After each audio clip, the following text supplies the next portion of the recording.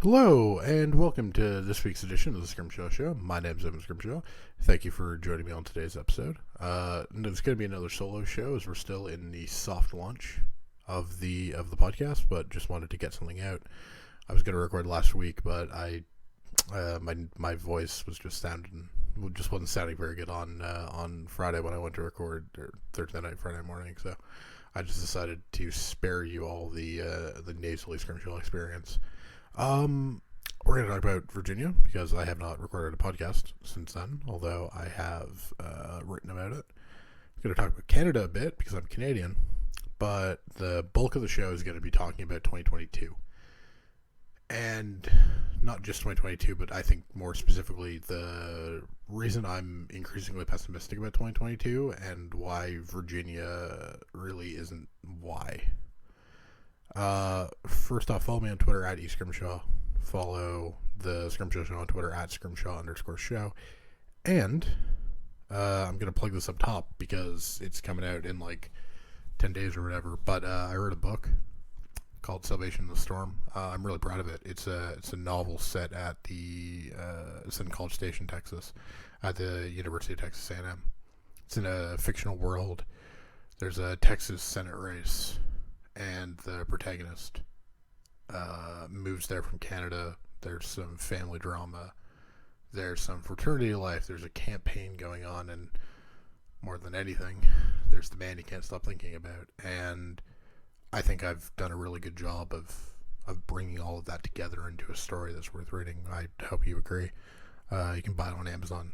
Book's called Salvation in the Storm, and more importantly, well, not more importantly, but it's my pin tweet on Twitter. So if you just want to go find it there, I greatly appreciate anybody who gives it a chance. But yeah, let's get into really the reason why I think a lot of people are going to listen to this podcast is what the fuck happened in Virginia, and more interestingly, why did I get it wrong?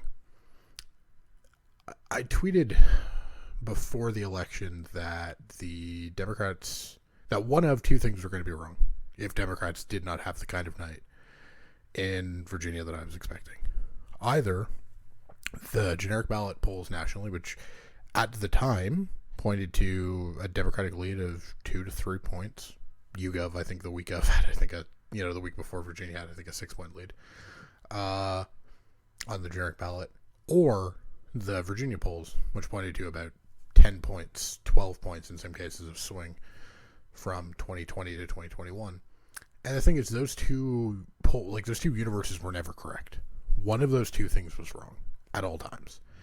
And it was possible two could have been wrong because a D plus, a Democratic win in Virginia of 3.5 points or whatever would have been consistent with actually both of those being wrong. But the problem that we had is that we didn't know which. In the month since, we've had a rash of really bad generic ballot polls for Democrats. And yes, if I sound salty, it's because it would have been really nice to get those polls before Virginia. Because if we had gotten those polls before Virginia, it would have given a lot of weight to the notion that the GOP could have the kind of night they ended up having both in Virginia and New Jersey. I think the thing about why I got it wrong is my operating thesis, and the operating thesis that served you very well in the Trump era, is not much is going to change. State partisanship matters more and more. Politicians are going to do pretty much the baseline that they were going to do, and polling misses in the U.S. are fairly frequent and generally happen in the favor of the political party that that state votes for frequently. And Virginia fit like a glove to the, at least in theory before the day, it worked in, it was a great opportunity. It was a great example of the same thing that led to, Mike DeWine being an underdog, not just in the polls, but in the 538 model. And that's not to shit on 538. In 2018 in Ohio. Like, Democrats were in a position where they were favorites in Ohio on election day, and they ended up with like a 5-6 point polling miss because Republicans beat their polls across a lot of Midwestern states, a lot of states trending their way, and Democrats beat their polls in a lot of states moving to them, and a lot of states with, educated middle class constituencies, and The other big thing was Democratic turnout didn't fall off a cliff in 2018. It didn't fall off a cliff in 2019. And it didn't fall off a cliff in 2020 in the 2020 runoffs in Georgia. And so that was the other source of concern for any Democrat was, okay, so what's going to happen when Virginia, like what's going to happen with black turnout? I wrote a few months ago now, it was a piece called the 2010 Myth about why Democrats did so bad that year. And the thing was, it was really about black turnout.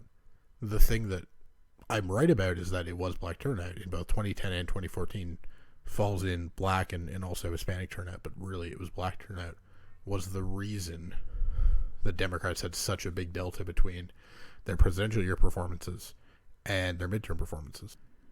Mitt Romney in 2012 did better than either Cory Gardner in Colorado in 2014 or Rick Scott in Florida in 2014 would do with white voters, but a lot of but he lost those two states, and Republicans won both those states in 2014 because the share of the electorate that was white spiked as black and Hispanic turnout fell off a cliff.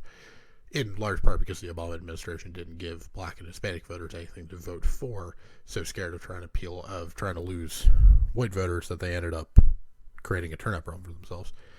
Black turnout's why Democrats, like, when you lose a state that you won by 10, by 2, like, everything is theoretically responsible for the loss, right?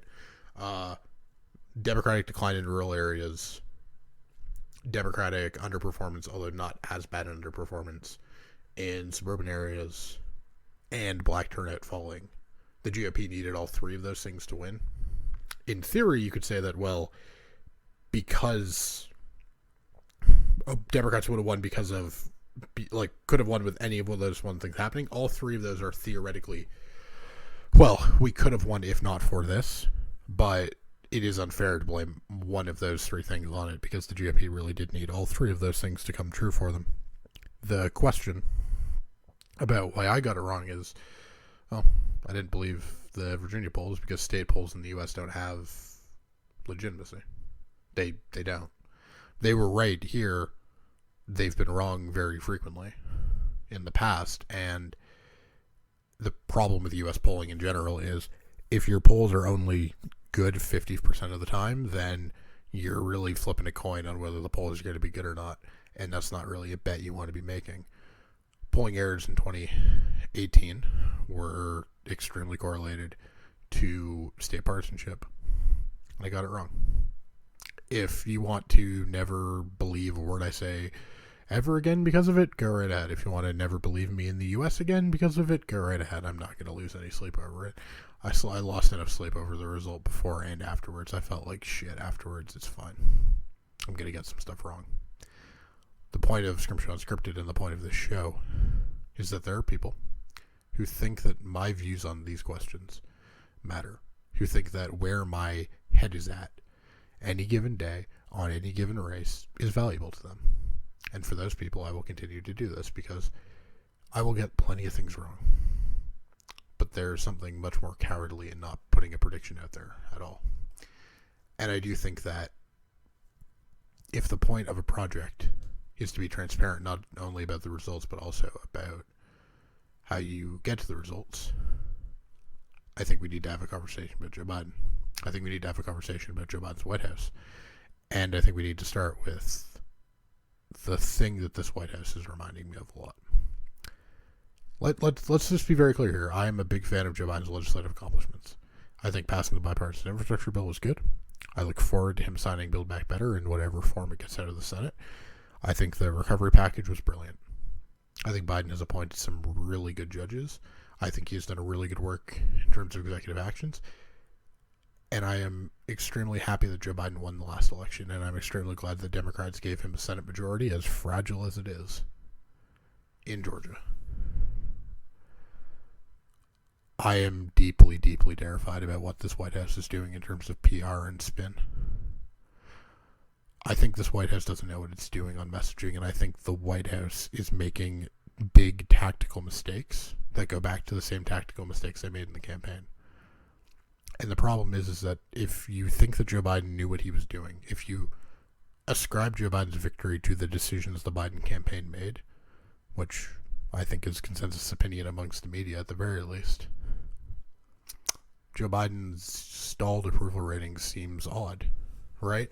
If it was about Afghanistan, then why didn't his polls recover when that fell into the news cycle? Well, then the new thing is, well, his approval is gonna get better when the Democrats in disarray stuff gets worked out, and then they didn't get that done in September, so his approval was still bad. Okay, maybe, not really, but okay. So then the House passed the bipartisan infrastructure bill, and that didn't cause a spike in his approvals. And then it's okay. Well, what if it's when he signs the bill, his approval is going to go back up, and that hasn't really happened, and we're stuck in the same place we've been the entire time, which is Joe Biden has an approval problem, and he doesn't have a strategy to fix it. The problem is that Joe Biden's never had a strategy to fix it because his campaigns never knew what they were doing. His campaigns got lucky. If we're just going to be extremely honest here.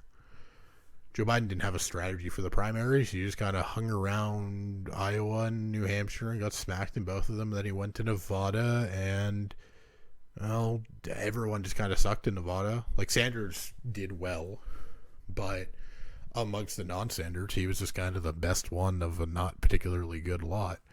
And then he went to South Carolina, and Jim Clyburn gave him the endorsement, and really that endorsement was less an endorsement of Joe Biden than just an accepted reality that no one else could win African Americans. Warren, Buttigieg were both running campaigns designed for, liberal educated whites. Sanders' campaign never understood black outreach. I think that's pretty clear from, everything that we know about those campaigns. And then what? Bloomberg wasn't on the ballot in South Carolina. God, what was his name? Tom Steyer spending a lot of money. But spending a lot of money isn't the same thing as having a South Carolina strategy. Also, Steyer had spent a boatload of money in Nevada and got nothing out of it, so he didn't get a bump into South Carolina. And then Biden just won. Biden won, and everyone in Democratic politics decided that they didn't want this campaign to keep going. They rallied behind Biden because he was the only acceptable nominee. Sanders couldn't build a coalition without black voters, and because he couldn't build a coalition without black voters, the choice became, when the choice coalesced to him or Biden, Biden was the default winner. Okay, coronavirus happens, and Biden goes in hiding for a while because he's a billion years old, and doing campaign events in a global pandemic would have been grossly irresponsible, right? But then he starts doing events. He starts doing whistle-stop tours. He starts doing stuff again. And the problem is that Joe Biden went to Florida 13 times. And he went to Ohio 5 times. Him and Kamala Harris. Those are numbers for both him and Harris. And he went to Florida more times than he went to Georgia, North Carolina, Maine, and Iowa. Florida had 0 Senate seats up for grabs, and there was no chance that Florida was going to be the 270th electoral vote he needed. Georgia, North Carolina, Iowa, and Maine had 5 Senate seats. Democrats won 2 of those Senate seats. How do you think things would be going if Susan Collins, Tom Tillis, and Joni Ernst were replaced by Sarah Gideon, Cal Cunningham, and I am going to really Teresa Greenfield? Do you think things would be a little better for Democrats? I mean, I'm being glib, and let's be honest, the trip to Iowa probably wasn't doing anything. But Joe Biden going to Ohio on the day before the election also did nothing. Why was Barack Obama spending his final weekend in Miami? If the campaign knew what they were doing, they would have realized by that point that Florida was completely gone. And they didn't. They won. And so the winners get to write the histories written by the victors, and so everyone has had to pretend that that was a campaign that knew what it was doing, but it didn't. Their tactical decisions, such as we can see it from where they put resources and money, were strategically incoherent, to be polite. They were nonsensical. They were the equivalent of a dartboard throw. Kamala Harris was sent to Texas the final weekend. I mean, I agreed with the choice at the time, but I'm also an idiot who reads public polls, and I'm not working for the goddamn, Democratic nominee. So what the fuck do I know? They didn't know what they were doing. They got lucky. They got lucky that Trump was an unpopular president who wasn't able to do any of these things. He was lucky that that Trump's organization was second class. They got lucky. They got lucky to win 3 states by less than 6/10, by just over 0.6% or less. They got lucky. And the problem is that the Biden campaign doesn't have a second gear. It doesn't know how to get out of a rut like this, because if they knew how to get out of a rut like this, they would have done it 3 months ago. When was the last time Joe Biden did a network interview? It's not good enough. You want to complain that people don't understand what's in your legislative priorities, what you're fighting for, what you're championing? Go do NBC, go do ABC, and go do Fox. If you really, really want this, and CBS, go do the networks. Oh, you don't want to? Well, bite me. At some point, you have to go and argue your case. It's good to see him get out of the White House finally last week, do a couple of events. But at some point, he has to do national news. At some point, he has to put himself in front of as many Americans as humanly possible, and sending a number of tweets, doing the occasional event outside, and maybe doing a media interview when you're there. It's not good enough. Biden should be doing as much as he can to sell his legislative agenda and promote the legislative agenda that's already passed. And he's not doing it. He's not taking advantage of the fact that he's the president of the goddamn United States and he can get on TV as often as he wants. He's sitting in the White House. And the problem is that people don't know what he's doing. People support his legislative policies and they don't support him. If you believe that ABC poll from 2 weeks ago now. Majority support the bipartisan infrastructure bill. Smaller majority, but still a majority, supports Build Back Better. And he's like 15 points underwater. It would be incoherent, but the thing is that he isn't selling his agenda. And the problem is, I don't know if anyone in the White House knows this. I don't know if they fixed this or not, because I don't think they realize what they need to do to fix it. We've been walking from one delusion to the other. Right? Oh, his approval will get better after Afghanistan falls out of the news. Well, it didn't. Oh, his approval is going to get better when we get through the legislative gridlock, and then the gridlock continued, and then it's going to get better when they pass the bipartisan infrastructure bill. Okay. Well, it didn't. And then when he signs the thing, it's going to get better. Well, it didn't. Okay. So what's next? When gas prices are going to fall? Which, I mean, they presumably will at some point. Maybe. But if you've been betting on his approvals to rise recently, you haven't been doing well. And at some point, we have to start wondering why that is. In my younger days, I was a committed Canadian Liberal. And so the summer between my freshman year and my sophomore year of university, I went down to Toronto. There was a provincial by-election in Scarborough. And the reason Scarborough is notable because I am white as hell. I don't think anyone would be surprised by that. The thing is that Scarborough is, well, not particularly white. It's one of the more ethnically diverse areas of Toronto, and the reason that's relevant is not in any way bad. It's just I went there for the final 4 days of that campaign. By-election day was Thursday. I left on the Sunday. I arrived in Toronto on the Sunday, and I spent 4 days in campaign headquarters at the beginning of the day and leaving at the dead of night. Stayed with a friend who was working on the campaign, and I snuck down because, well, frankly, I just needed to get the fuck out of town, and that was the door available to me. I get in Monday morning, and the Premier's deputy chief of staff, who was running the campaign out of the campaign office, says that the Liberal Party has 17,000 A commits. The highest, sort of, in all the canvassing, 17,000 A commits, 17,000 I will vote Liberal commitments. And we have 3 more days plus election day. And the thing is that even if you don't get all your commits out to the polls, some of the people who are undecided, or some of the people who you don't door knock, or some of the people who weren't home when you went there, some of them, you would expect them to vote Liberal.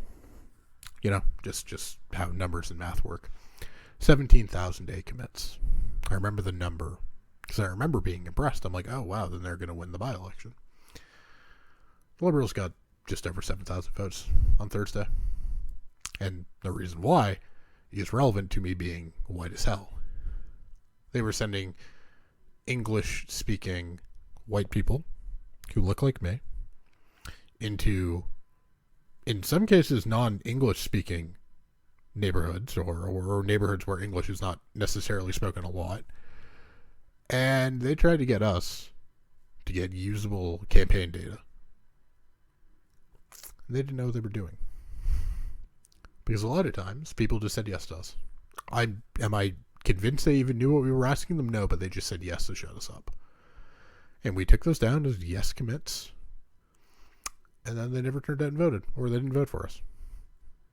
There were houses with 3-4 door signs on them because canvassers, again, overwhelmingly English, overwhelmingly white canvassers for all 3 of the major Canadian political parties, went to these doors, and the elderly, non-white, sometimes non-English speaking, just said yes. I remember I was at what was planned as the victory party, which then became the very sad loss party, where I was confronted by the reality of a bunch of Liberal staffers talking about Kathleen Wynne's next move. I was in a car that night back to the city where we talked about whether or not Kathleen Wynne could survive. About 6 weeks later, there was a by-election in the provincial by-election in the riding where I went to school, Ottawa-Vanier. And Kathleen Wynne came, or I was at the victory party that night, and they won. But they won a seat they usually win by 30 by like 10. And it was a risible performance. It was a performance that, if replicated at the next election, would be a wipeout for them. It would see them in 3rd place. And Ontario Liberals celebrated that victory like there was no tomorrow. They celebrated like they had just won another term in office. That weekend was the party's annual general meeting, and I didn't attend any of it because I refused to pay the money to be a delegate, but I hung around a lot, and I talked to a lot of people that weekend, and everyone was optimistic that this was the beginning of the build back. Beginning of the fight back, I should say. Okay, skip to April of that year. It was a Monday. There was a federal by-election in Ottawa-Vanier, and so a bunch of people from Toronto came up to help out the federal brethren, a lot of whom had pitched in for the provincial by-election 6 months earlier. I was talking to a guy I knew who I'd known at university who had ended up in Kathleen Wynne's office, in the Premier's office. And I asked him about a poll that had been out the previous day. It showed the Liberals in 3rd place. They were 20 points behind. They were dead in the water. And I was confidently told by this senior staffer, well, not senior, but a staffer in the Premier's office, that everything was okay. Because Justin Trudeau had been similarly behind, and he came back and won a majority government. Gave me some numbers that didn't really exist. He projected false bravado, but he told me everything was going to be fine. That the Liberals were going to get into a campaign, and they were going to be fine. The Liberals came into 3rd. They lost. I want to say they lost 50 seats. Might have been 49. They got decimated. They got wiped off the board. They got hit back to 3rd place. And the reason I'm thinking about all those stories about the Ontario Liberals is that was a party that was delusional about what they could do and how they could do it. They were delusional about their prospects. And because of it, they made no effort to change. There was no pivot to the center. There was no change in approach. There was no anything from that government. It limped on as if they were sprinting to the finish line, and they just wallowed in nothingness. And now Ontario has one of the worst premiers in a very long time because of the incompetence of a political party that was so entrenched in their ways and so full of themselves that they could not perceive the problem that was staring them right in the face. I'm not really in the habit of making confident predictions about 2022. Certainly, I don't think I have the right to make confident predictions about 2022, given the fact that my 2021 predictions were, at least in the U.S., were summarily wrong. But if I'm a Democrat right now, I'm terrified. Unless the California gerrymander is really good for Democrats. Or sorry, the California Commission's independently drawn districts. Unless those are really good for Democrats, and I mean really good for Democrats, the path to a majority doesn't really exist in 2022. Biden would need to severely change his game, boost his approvals in a real and tangible way, and prove himself to be a more nimble campaigner than the last 2+ years have shown him to be. As much as I love the legislative agenda that Joe Biden has enacted and will hopefully continue to enact, as glad as I am that if and when a Supreme Court justice either retires or dies, they will be replaced by a Democrat. As happy as I am by the lengthy list of achievements that Joe Biden has managed to rack up in less than 1 year in office, I have absolutely no confidence in the political acumen of his White House. And until that changes, I will view Biden's chances in 2022 and the chances that Biden will have a workable or usable Congress in 2023 and 2024. The same way I view the chances the Ontario Liberals were going to ever make the recovery that I was often told was right around the corner. It's not going to happen. You have to make it happen. And there's no indication right now that this White House is willing or able to do the things that would be required to pull it off.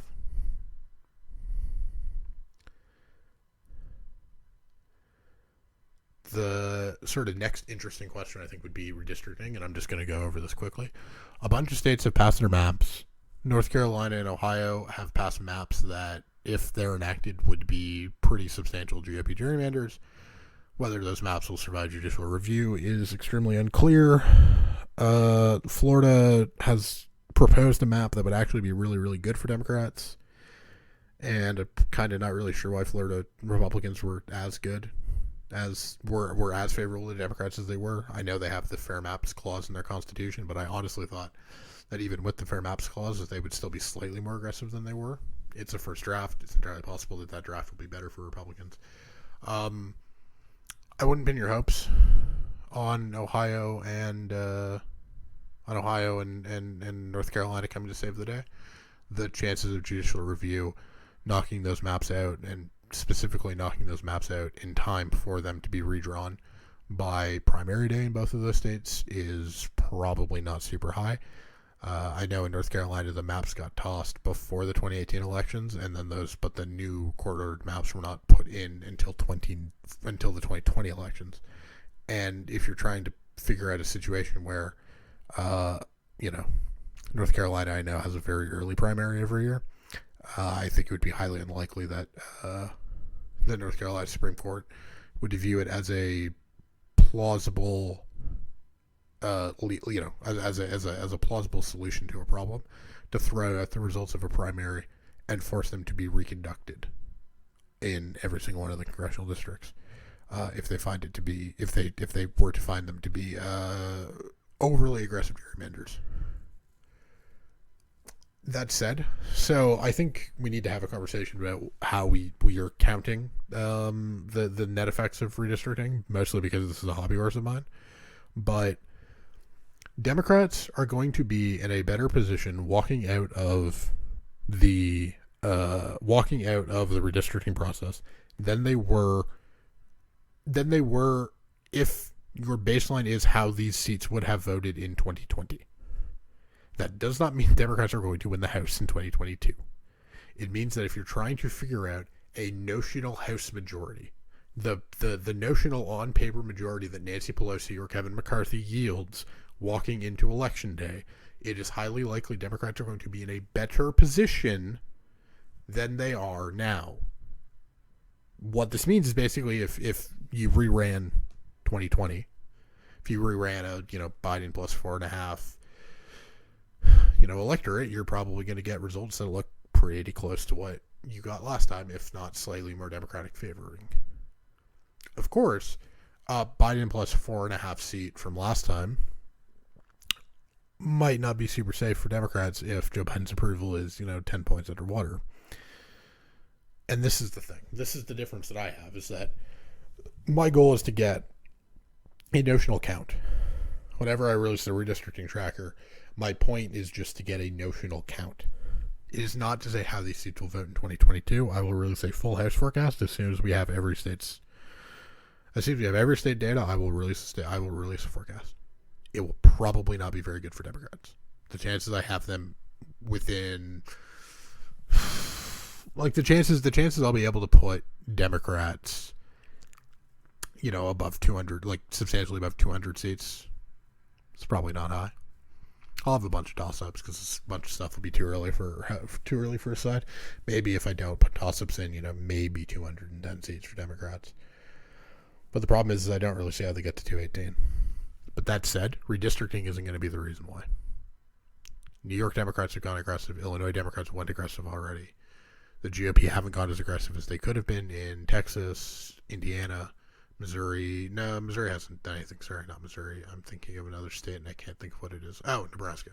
I know they hold the congressional seat already, but they didn't even really substantially redraw the 3 Nebraska seats. And it doesn't look like the GOP are going to be as aggressive in Florida. We're at a point where Democrats are probably going to be in a favorable situation in terms of how the House looks for 2024.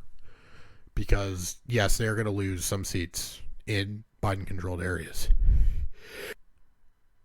as of right now. And that's not going to be great. But in the same way that Jeff Andrew winning the New Jersey 2nd or Colin Peterson holding on in Minnesota 7, Democrats are going to be in a position where, yes, they might only have 200 seats. I'm just making up a number, right? But some of those 200, some of the seats, GOP seats 235 to 225, are going to be the sort of House equivalent of Cory Gardner or Doug Jones. Slim, they're sitting ducks. They might win a term. Probably not more than that. So that's the redistricting update. I'll try and do these every time there's sort of enough redistricting news to justify it. I think the last segment, I guess, of the show is going to be some questions. Most of these questions are going to be just sort of, it's going to be stuff that I was probably going to talk about anyways. I think the first one I've already answered is just like, so what's the, prospects for Democrats in, the House? I don't think Democrats win. In the Senate, I think Democrats are going to be okay in the Senate just because I just think that statewide races and federal partisanship means that Democrats are going to be in a good position. They're going to, I'm not saying they're going to, I think North Carolina is, off the table. I think, Democrats should run Sherry Beasley and obviously she should still try.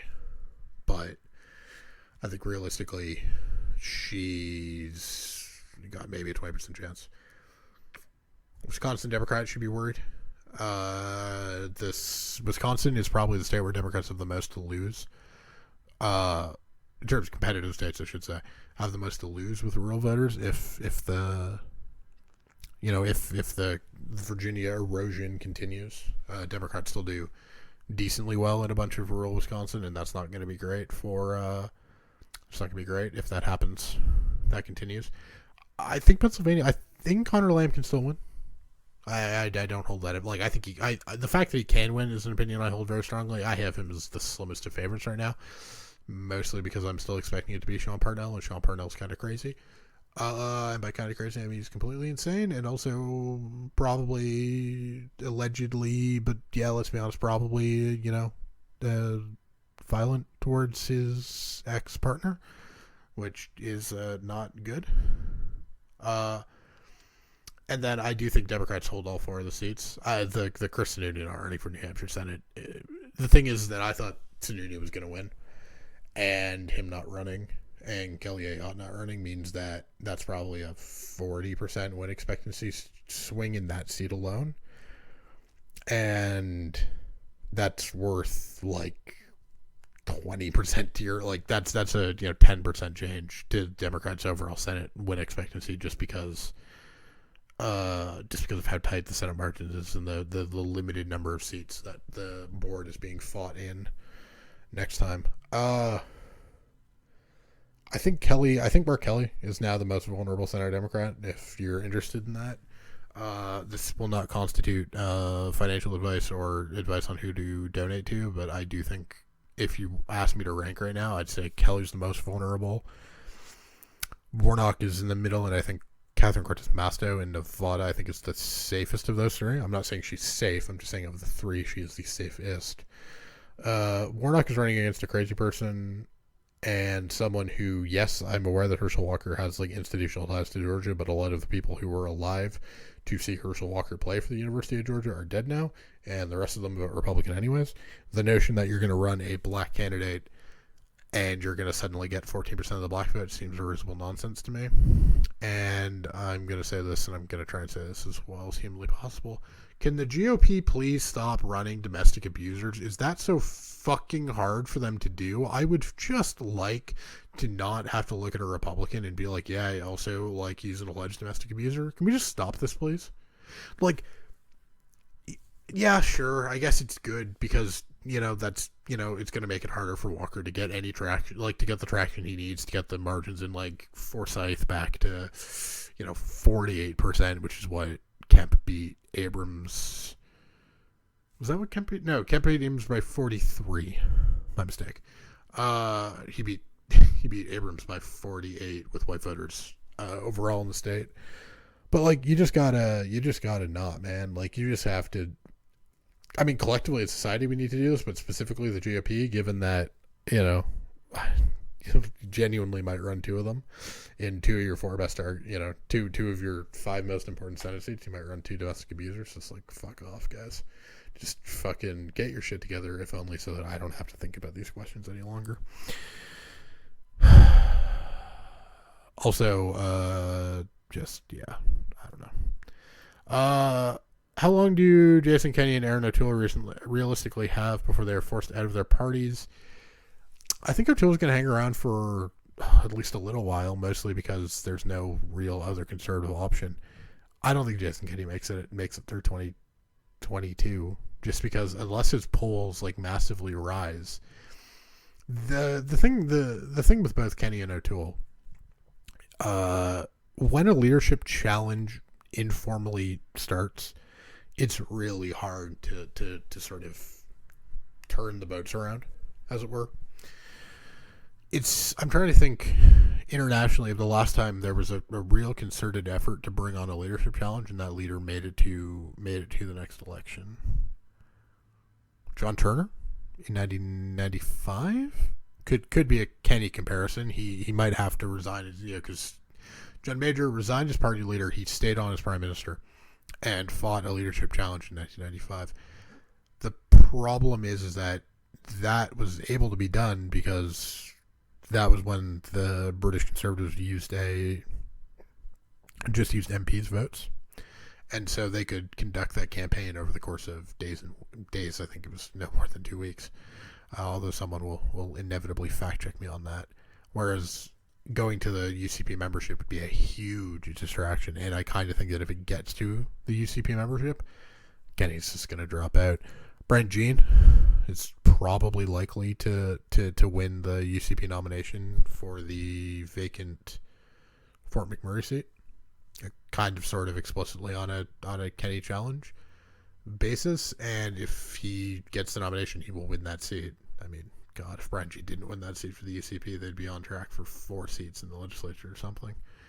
On O'Toole, I mean, there's no real urgency. Looks like the next government's going to be in for a while.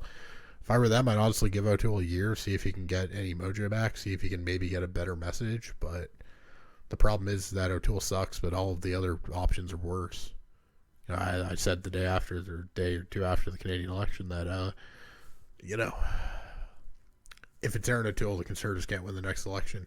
And Alex Forgay, said to me, can anyone win the next election? And I'm just like, some version of that. And I'm just like, well, no, the conservative problem is anyone that they can get through the membership can't win the general election.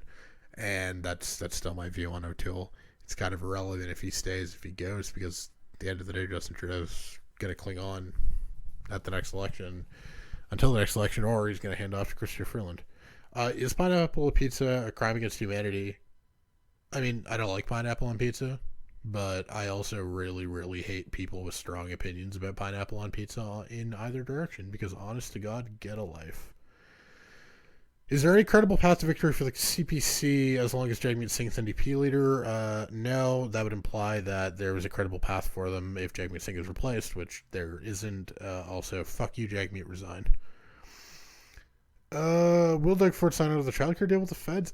I'm gonna say he should, because I don't really know why you wouldn't take free money offered to you by the federal government. 7 months out from an election, 6 months out from an election. But will he? Probably not. I mean, what's probably gonna happen is they're gonna finally get a deal on like the what words mean and money, and they might do it. Jason Kennedy just signed the deal. It would be pretty bad if you're Ford to turn down the amount of federal money that you're would be pretty bad to turn down that amount of money from the federal government in an election year. But it's Doug Ford, and Doug Ford does stupid things all the goddamn time because it's Doug Ford. That's it for the questions, and that's also going to be it for this podcast. Thank you so much for listening to this edition of the Scrimshaw Show. My name is, unsurprisingly, M. Scrimshaw. I'm gonna, be formally launching this with, interviews and guests in the new year. But in the meantime, gonna record these whenever there's sort of interesting stuff happening. Follow me on Twitter at eScrimshaw. Follow the Scrimshaw Show on Twitter at Scrimshaw Unscripted. Read my follow the Scrimshaw Show on Twitter at Scrimshaw_show. Read my writing at Scrimshaw Unscripted, and you can follow that at Unscripted Scrim on Twitter. You can tell this outro is being done live because I am refusing to edit in a new intro. Buy my book, Salvation in the Storm. It's available on December 1st. If you want a paperback, for some reason you can't set up a pre-order for paperbacks, so I'm going to set up the paperback page on December 1st. If you are of a physical vintage, please do not ask me how soon it's going to get to you. I don't know. Amazon is, I've never done this before, so we're all in uncharted territory here. I wrote a book this year, and it was actually good enough for me to publish it, so I'm flying as blind as you are. read my 2 columns from last weekend on Jason Kenney and the 2023 Alberta election, and Scrimshaw Spotlight that I did on College Station, Texas, which, yes, I did actually write a political column about the place where I set my book, because, hilariously, those two things actually make sense together. Thank you to everybody who reads edit my work, who listens to the show. Anybody who's bought the book, again, you have my eternal gratitude. And I just want to say, have a great week to everybody, and thank you so much for listening to the show.